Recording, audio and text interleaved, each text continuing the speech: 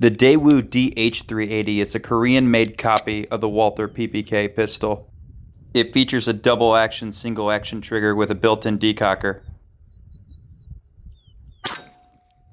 The only noteworthy design change is the lower positioning of the magazine release, making for easier thumb access, and the addition of a dedicated slide stop. However, the magazine follower fails to actuate the slide stop more often than it succeeds.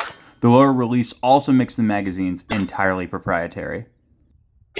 Like most Walther PP variants, it boasts good accuracy and a smooth trigger pull. The blowback operation makes 380 quite snappy, even in a pistol this hefty for its size. These are quite rare, with only 1,500 pistols made. The entire production run was imported to the US by Kimber in the 90s, alongside the far more popular DR200s and 300s. It also has a more common 22LR variant, the DP52. This pistol is a great shooter, and a solid pick for any collector. Guess the hold up and work sometimes.